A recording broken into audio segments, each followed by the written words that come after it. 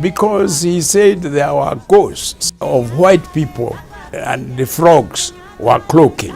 He thought they were saying he shouldn't be there. Kenyatta legacy left the country on the right track.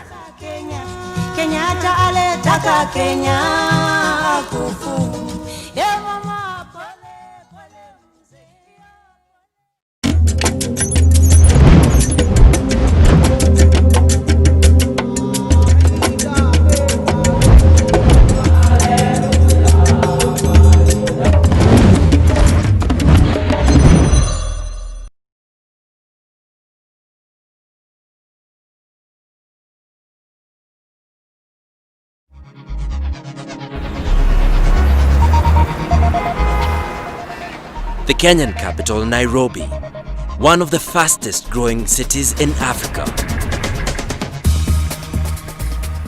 The dynamic metropolis reflects the growth and progress happening across much of the continent. But though it's a city looking to the future, it is also one mindful of the past. And the man who helped shape Kenya into what it is today.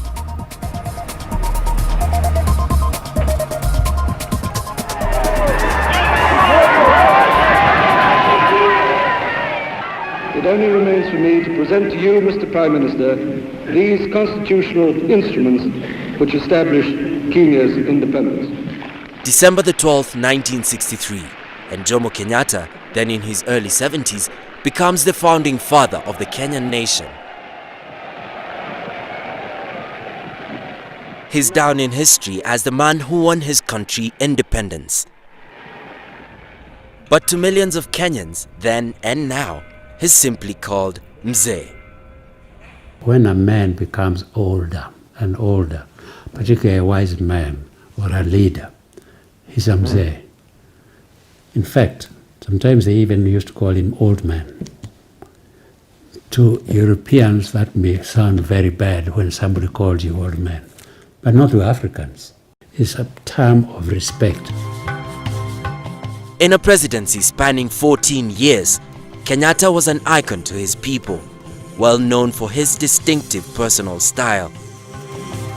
The leather jacket, I would say it was his political trademark. Every time there was national political celebration, he would come in that leather jacket. That was his symbol. And a very big ring, and very nice carved walking stick, and a fly whisk, of course. His fly whisk, for example, was a gift from Ethiopia, from Haile Selassie, the emperor. It's a sign of authority, it's a sign of peace. When you do that, you're telling people peace. Today, Kenya is thriving, as is Kenyatta's legacy. But nearly 50 years after independence, the country is a very different place to the one he grew up in. For first as a protectorate and later as a colony, Kenya was then ruled by the British. When the white people came, they decided to make the African a kind of a servant, the servant class. And anybody who asked for independence is shot. It was not officially called apartheid in this country, it was called the color bar. And the color bar made white people citizens number one, Asians citizens number two, and the Africans were citizen number three. Men were given what they call kipande, identification card, which was put in a metal box, and then it was hung their heads so that it looks like a dog's tag. The young Jomo Kenyatta was among those unafraid to speak out against these injustices. Born in Gatondo in Kenya's Central Highlands, his family was part of the Kikuyu community, the largest of Kenya's 40 or so ethnic groups. From the start, he showed resolve and initiative. He paid for himself to go to school by working as a houseboy for a white settler. In the 1920s, he entered politics and went to Britain to lobby for his country and further his education. Back in Kenya, his popularity grew, and returning in 1946, he was a focus for the growing call for the British to get out. We must show the world that some of them have been wrong, that some of them have misunderstood us, and it's only by our action they will know that we mean business. A lot of people championed that cause, but the one person who brought that movement, gave it the blood, the stamina, if you like, the strength that stretched across the country and made it a real nationalistic movement, was Jomo Kenyatta. He was a charismatic man with a gift of the gab. He spoke damn well when he addressed a public meeting. He could electrify the crowd. So it was natural that every Kenyan just loved him. The early 1950s saw the rise in Kenya of the Mau Mau, freedom fighters ready to use violence as a means to an end. In response, the British declared a state of emergency in which tens of thousands of Kenyans were detained or killed. In October 1952, Kenyatta, now in his 60s, was arrested and accused of managing the Mau Mau, a charge he always denied. He was sentenced to 7 years hard labor. On his release from detention in 1961, his resolve and following were even stronger. Kenyatta was overwhelming as a speaker to his people. I remember once I saw him speak about independence mainly for Kenya. And of course this was bad news for the settler who insisted that Kenya will never be independent. When do you want independence for Kenya? Today. To the settler, he was a devil. There's no question about that. He's Satan incarnate. But post-World War II, the British Empire was shrinking fast, and by the early 1960s, Britain was making plans to pull out. Kenyatta's party won elections in Kenya in 1963. He became Prime Minister, and the path to independence was paved. This is one of the happiest days of my life. But while Kenyans were thrilled with their new leader, the British white settlers were less so. Everyone was shit scared, if I might say, of what was going to happen to their easy way of life. The white settlers requested a meeting with Kenyatta. That meeting took place in a hall in Nakuru. And the white settlers who were in Kenya that time, many of them were there. The hall was full. Dr. Njoroge Mungai, then in his 30s, was one of 4 government advisors Kenyatta took with him. Our advice at that time, this has never been told before, was that we don't want these people to stay. We want them to go quickly. So when you tell them, give some kind of notice for them to know that the land must go back to the people. He said yes, yes, yes. So we went there and we sat down. Then President Kenyatta started talking. Well, we expected to hear this mentioned when they had to leave, but that's not what we heard. I think some of you have been maybe worried what will happen if Kenyatta comes to be the head of the government. Well, now let me set you to rest that Kenyatta has no intention whatsoever to look backward. We are going to forgive the past. That speech was a very good one. He says, stop, look, calm down, boys. I'm not going to slit your throat. If you behave yourselves and don't throw your weight around, there's a future for you here. That's not what we thought he was going to say. But the meeting went off very well. And they asked any questions, he handled them beautifully. We admired him. But still, he didn't say something that we had asked him to say. So when we finished the meeting, we went back to the small room just to discuss with him. Well, Mzee Kenyatta said, yes, I listened to you very carefully.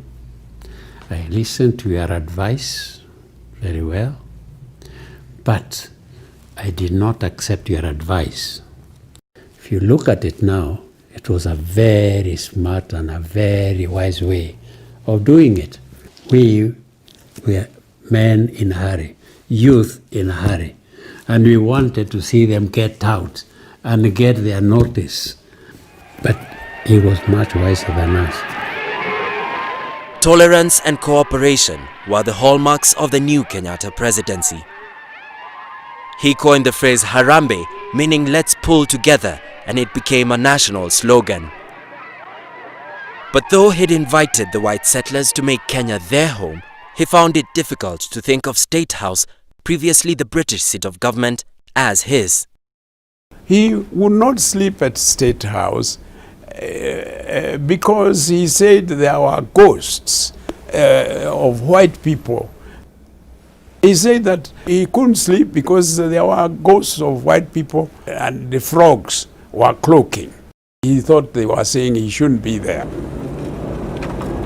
From then on, every night, however late, Kenyatta made a 50-kilometer journey to Gatondo.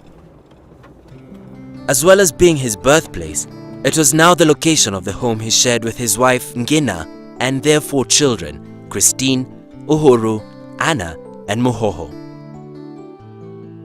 Ngina was Kenyatta's 4th wife. He had 4 more children from earlier marriages, including one to a British woman while living in the UK. As a father and as a husband, he embraced traditional values. He liked his wife to look like a Kikuyu wife, not too anglicized or westernized. Trousers at the time here were not worn have just very recently been taken over. They were going to go for the inauguration of the Air Force, and Mama Ngina, looking for to look best, wore trousers, and the Mzee did not like it. Oh yes, I think she changed, yeah. At heart, he was still a very sentimental Kikuyu person, and loved in the evening nothing more than to have dozens of women chanting away in their tribal songs night after night after night. He loved that sort of thing. When it came to his country, however, Kenyatta was modern and progressive.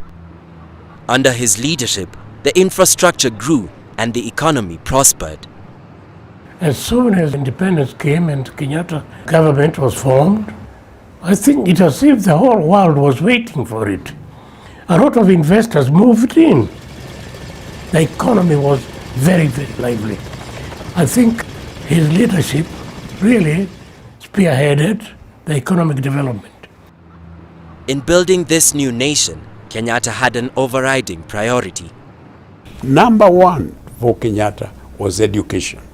He regarded its education as a very important instrument in the governance of the country. Successful education system was very important to him.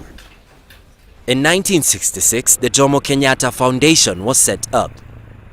Its mandate, to use proceeds from the sale of textbooks to pay for deprived children to go to school, continues to this day.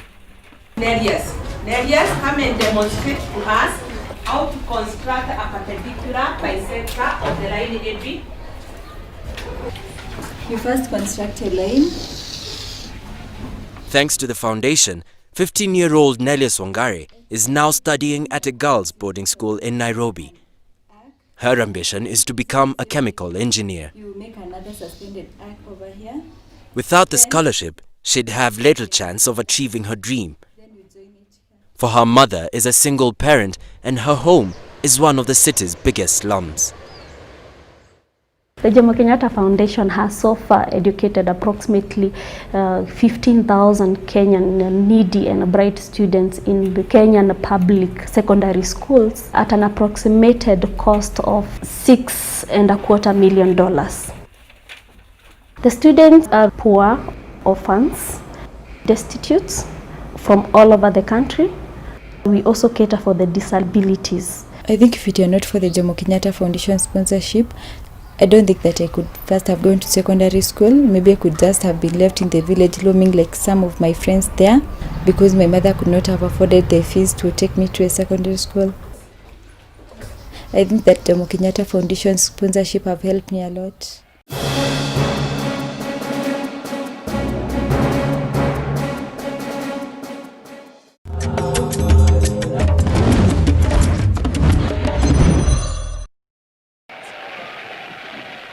As well as nurturing his new nation, Kenyatta was successful in forging links abroad. During the years following independence, he regularly played host to visiting dignitaries and heads of states. Prince Charles, Princess Anne came here and they wanted to see him at home. I was foreign minister then, so I took them to Gatondo, his home, and they sat there in an African setting, all of them being very comfortable, talking, laughing about their own country, about this country, and they also felt quite happy. He was able to adjust to anybody. He had a wonderful sense of humor. Outside the public arena, if you met him in private, he was full of jokes. He had very good sense of humor. He made people laugh, and his memory was just wonderful. On other occasions, however, Kenyatta could show a different side. He had a terrible temper sometimes. I remember once Jomo Kenyatta, he had called the Baluhia people to talk to them about fighting in their area.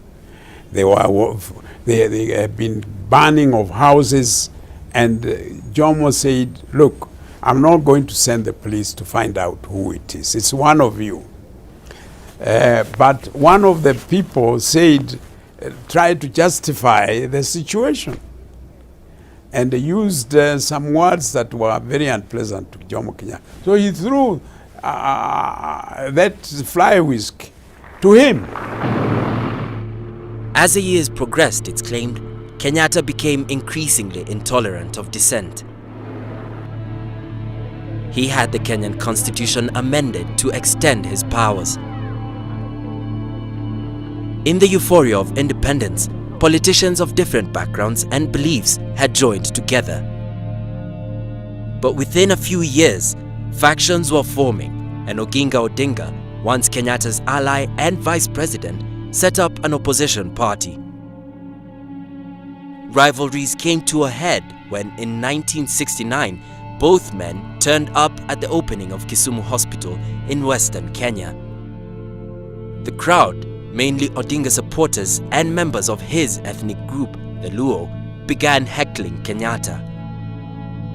A scuffle broke out in which, on the main dais of these VIPs, somebody threw a chair in Kenyatta's direction. Well, Kenyatta obviously was very well prepared, and so were his people, for trouble.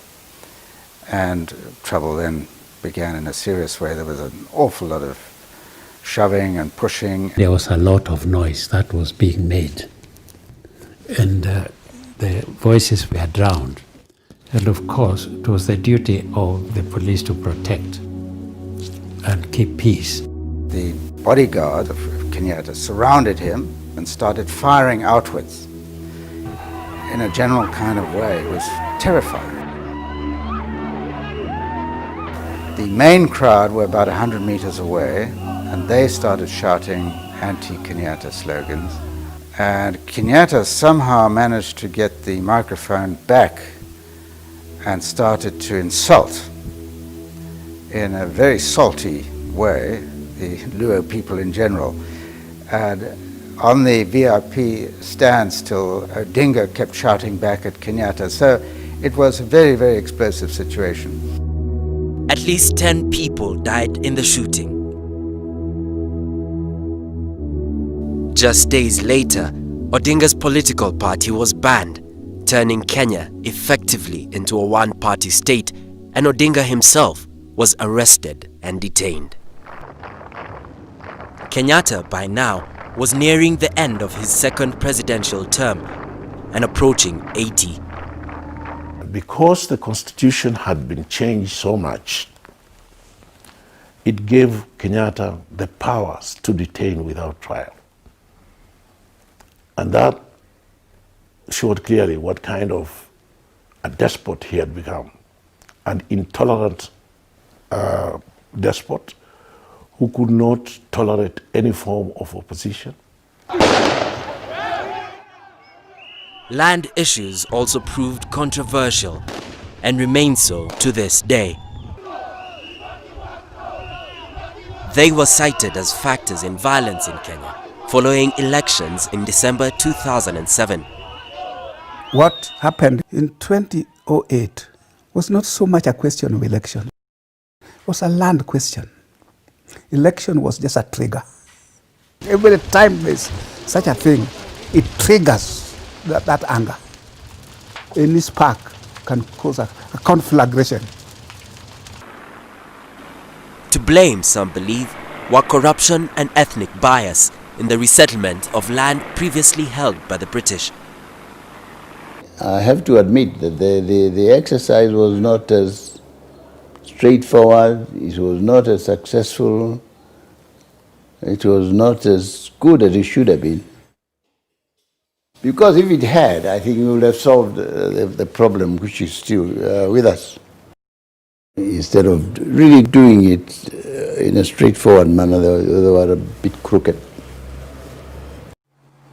Kenyatta's personal acquisition of large tracts of land is also a source of national debate. But other events cast perhaps a darker shadow.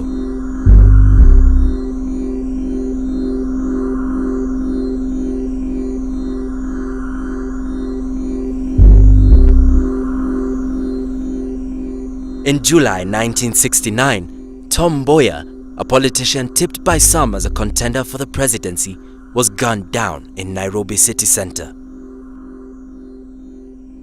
His death came 4 years after journalist and politician Pio Gama Pinto, an opponent of Kenyatta's government, was shot at close range. And in 1975, Josiah Mwangi Kariuki, another politician who challenged the regime, was also assassinated. I would like to exonerate Jomo Kenyatta himself from being instrumental in the assassination of Tom Mboya, Pio Gama Pinto, and J.M. Kariuki. I don't think Jomo Kenyatta was instrumental. Jomo Kenyatta was getting old. He was not even really running the show. By the time of his death, he was just a respected old man. His health towards the end, about the last 4 or 5 years, was not good, because sometimes he could not fulfill his official duties, although he made every attempt to come out of. Sometimes he just stayed at Gatondo or went to Mombasa, and we will not disclose the reason. Sometimes he could not walk properly, and sometimes he couldn't read properly, and sometimes he couldn't think properly. A few people around Kenyatta took advantage of his senility, and given that he was the president, and a very active president as such, everything must receive his stamping. They used to make him stamp things that were not really properly done. A few of his own people around him And that, I think, was unfortunate. In August 1978, now in his late 80s, Kenyatta invited his entire family to a reunion at his house on the Kenyan coast. A week and a day later, he died in his sleep.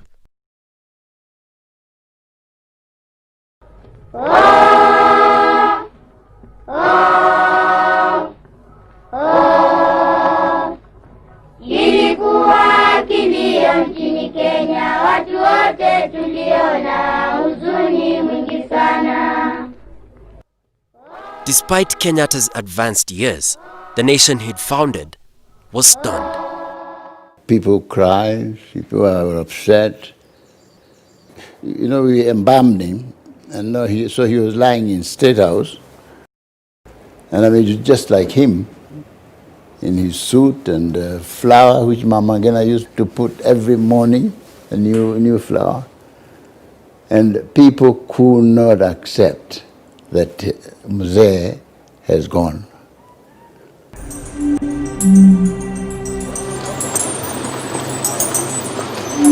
Jomo Kenyatta's legacy was, or still is, that Africans in Kenya could rule themselves. He broke the colonial legacy. He persuaded people that they could rule themselves, and those who are in doubt, he ruled them and showed he could rule them with justice, and they could develop into a new country. Today, we have a lot of doctors around. Today, we have a lot of engineers. Lawyers, you don't have to count them. There are so many. And all that in a relatively short time of less than 40 years. Kenyatta legacy left the country on the right track. He left a very good foundation. It keeps Kenya going even today. Otherwise, there are occasions that have come. If there was not a firm foundation like that, Kenya could have disintegrated. It has not, and it is not going to, because of that good, firm, strong foundation that the father of this nation created. When he allowed tribalism to get out of control, and when he allowed corruption to get out of control, the old man was getting older and probably not in full control of his mind. Because the Jomo Kenyatta, who was free, independent, thinking Jomo Kenyatta, was willing to sacrifice himself for the sake of this country. And I think we should remember him as a great man.